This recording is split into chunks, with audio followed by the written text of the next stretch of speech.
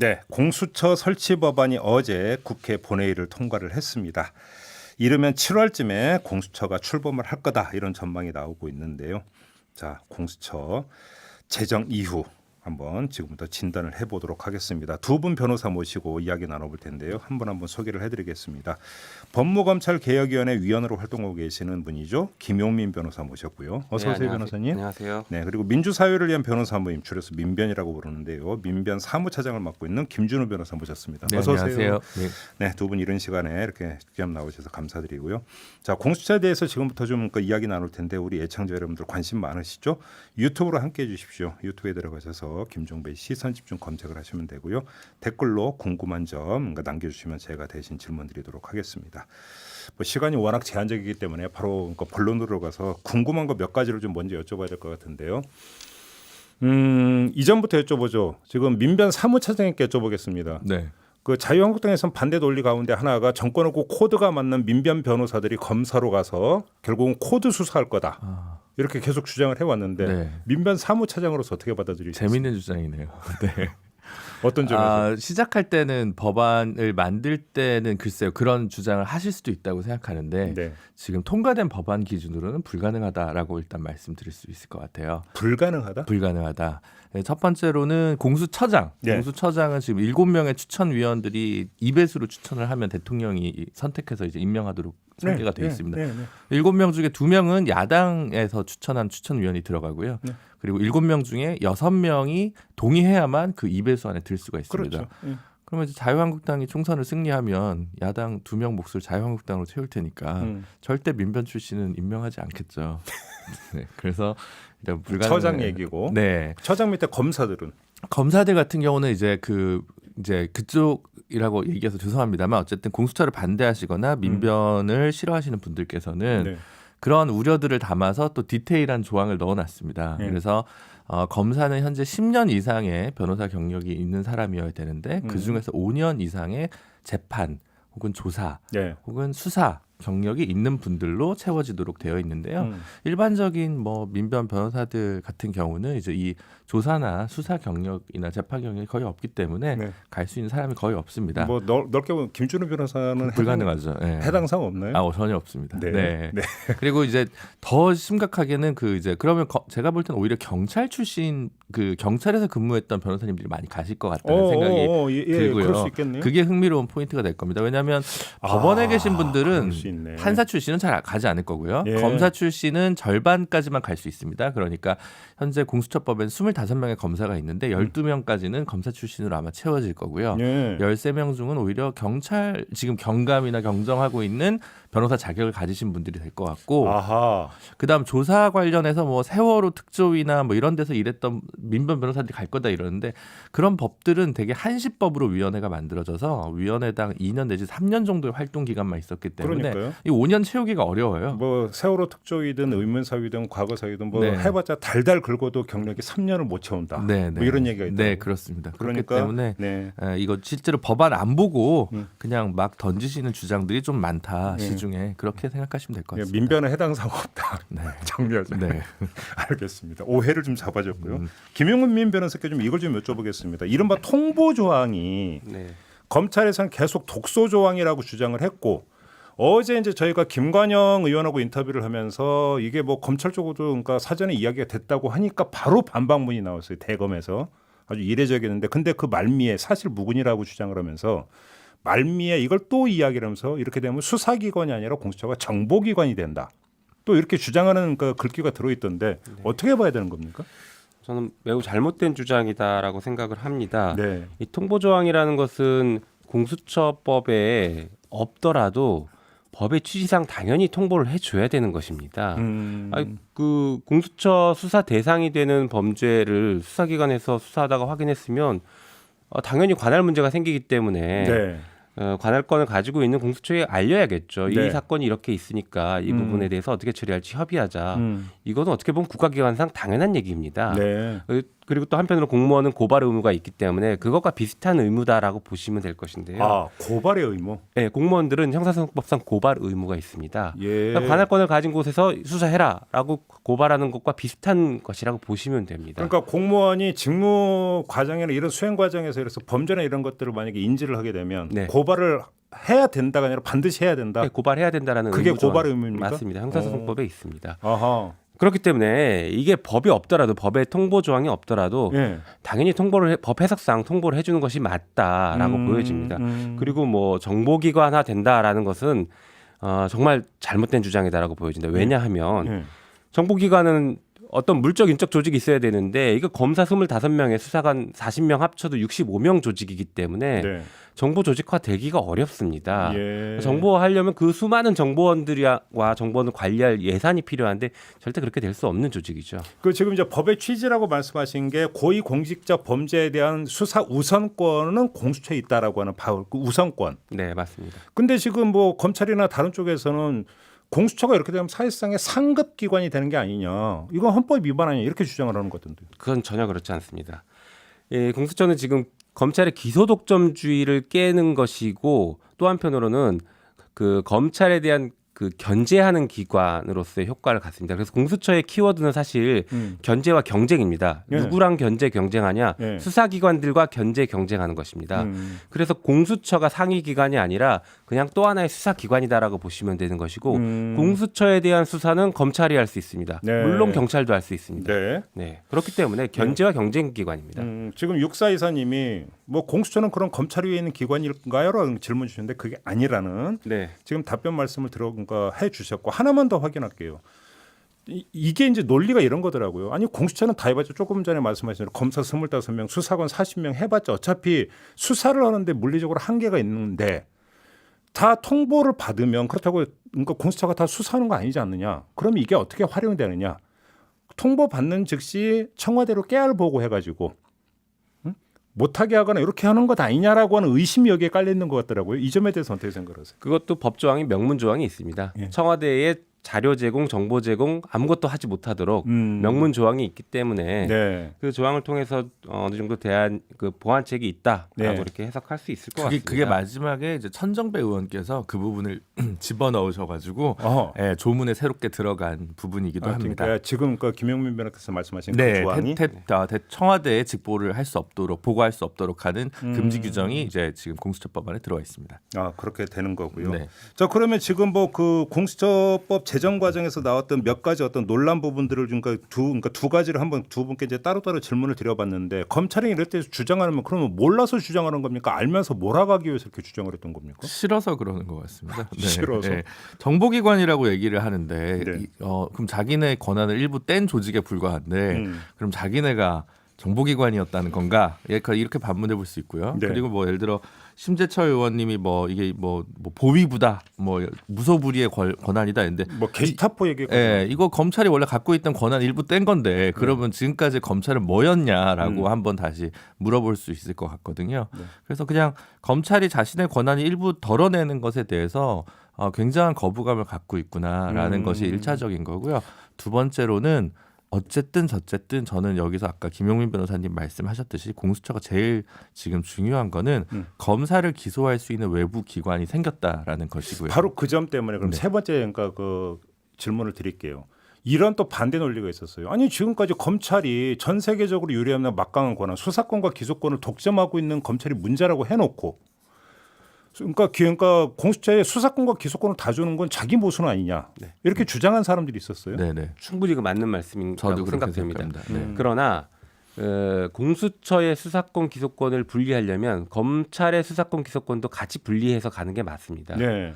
검찰은 지금 수사권과 기소권이 여전히 직접 수사 범위가 상당히 많이 인정됩니다. 수사권 조정 법안이 통과되더라도.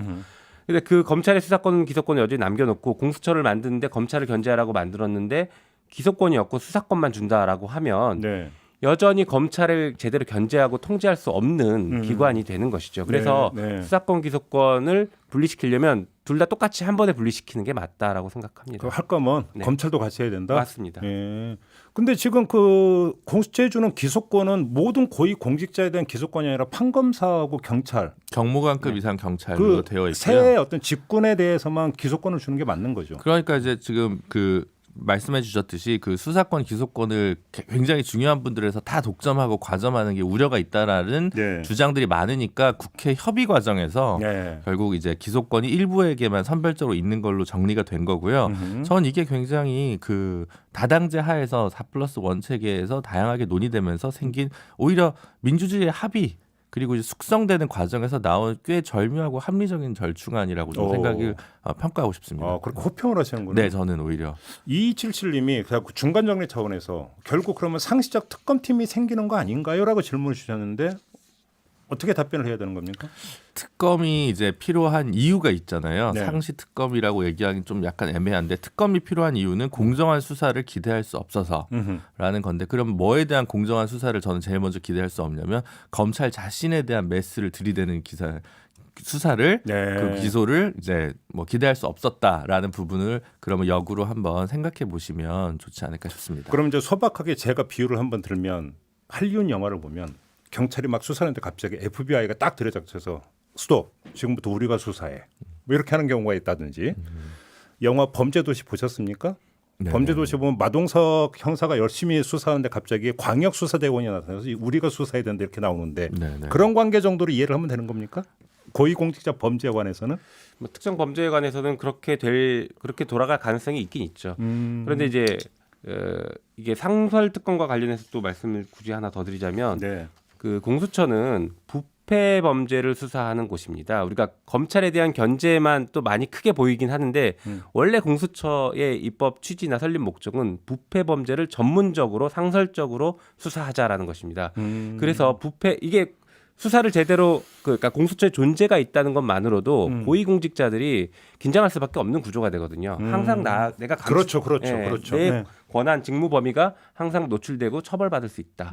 그 효과가 매우 큽니다. 그렇죠. 예, 그래서 그런 것들이 있다. 그리고 수시로 돌아갈 수 있다라는 것이 매우 중요한 것이라 상설 특검과는 조금 다른 의미를 갖습니다. 김태현님이 그러니까 중요한 문자를 보내주신 것 같은데요. 김태현 변호사님인가요 혹시? 그러게 저도 그게 궁금한데 문자가 이런 겁니다. 그대로 읽어드리면 실제로는 검경 수사권 조정이 필요한 거죠. 장기적으로 공수처가 필요 없어져야 한다는 것이죠라는 의견을 주셨는데 검경 수사권 조정이 확실하게 확립이 된다면 검찰에 대한 어떤 비위는 경찰이 수사하고 경찰에 대한 건 검찰이 수사하고 이러면 되는 거 아니냐라는 얘기도 있었거든요. 이건 어떻게 봐야 되는 겁니까? 뭐 원론적으로는 맞는데 제가 좀 고민되는 건 딱 하나. 그러니까 검사에 대한 근데 기소를 누가 할 거냐라는 부분이 기소권이 또 문제가 되는 조금 거죠. 그 부분만 한다면 전반적으로는 공수처가 폐지되거나 굉장히 축소될 수도 있다고 생각을 저는 하긴 하는데 이제 이 검경 수사권 조정의 범위라는 것이 대신 전제되는 것이 지금 내년 초에 패스트트랙 절차를 통해 통과될 그 법안으로는 안 된다라는 거는 좀 다시 말씀드리고 싶습니다. 저는 조금 생각이 다를 수 있는데요. 예.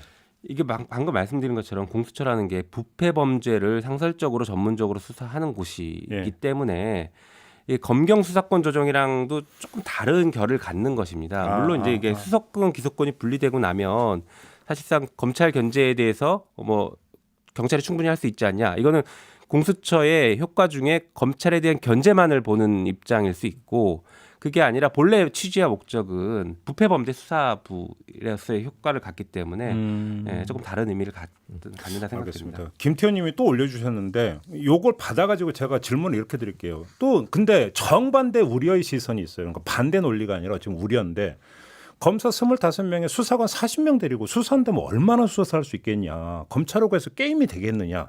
사실상 무슨 얘기냐면 공수처 동의하는데 어차피 공수처가 할 수 있는 활약상이라는 건 극히 제한적인 거 아니냐라는 또 우려도 있거든요. 이 점은 어떻게 보세요? 그래서 사실 처음에 공수처법이 논의됐을 때는 이거보다 더 큰 규모의 공수처가 논의됐다가 네. 결국에는 여러 가지 반대 때문에 많이 이제 축소가 된 상황입니다. 제 생각에는 공수처 초기에는 사건이 몰려들 것이라고 생각됩니다. 그동안 쌓여 있던 수많은 사건들이 몰려들 것이라고 보여지는데 그걸 통해서 인력을 점점 늘리는 방향으로 갈 가능성이 있고 또 한편으로는 사실 공수처가 수사를 많이 안 하는 사회가 되는 게 우리가 지향하는 바람직한 사회가 될 수 있거든요. 그럼 사회가 그러니까 깨끗해진다. 그렇죠. 그럼에도 불구하고 공수처가 존재하는 것 때문에 그런 일들이 부패가 줄어들 수 있는 가능성이 있기 때문에 네. 우리가 기회비용으로 공수처를 설치해서 두자 이렇게 볼 수도 있습니다. 근데 또 예를 들어서 이제 이렇게 비교하더라고요. 특별감찰관이라고 있지 않습니까? 네. 그러니까 지금까지 이석수 감찰관이 있었지만 뭐 하나 하다가 결국 이제 그 당시 우병우 민정수석한테 털린 다음에 끝났고 그다음에 임명도 안 되었고 뭐 특별감찰관 꼴 나는 거 아니냐 이렇게 우려하는 시선도 있던데. 근데 특별감찰관 제도는 강제 수사권이나 기소권이 전혀 없었기 때문에 그렇죠. 굉장히 제한적일 수밖에 없었다라는 점이 핵심적인 차이점이 아닐까 싶습니다. 실제로 공수처를 주장이 너무 세니까 그거를 막기 위해서 이제 절충안 혹은 이제 타협책으로 받았던 말하자면 지금 자유한국당이 수용했던 것이 특별감찰관 제도였다. 근데 네. 이제 그 제도는 도저히 안 될 것이다라고 애초에 시민사회나 이런 데선 좀 생각했었다라는 점을 그러면 부기해두고 공수처가 싶습니다. 출범이 되면 특별감찰관이라는 거 필요 없으니까 폐지해도 된다고 보세요? 저는 개인적으로 굳이 뭐 필요할까 싶은데 예.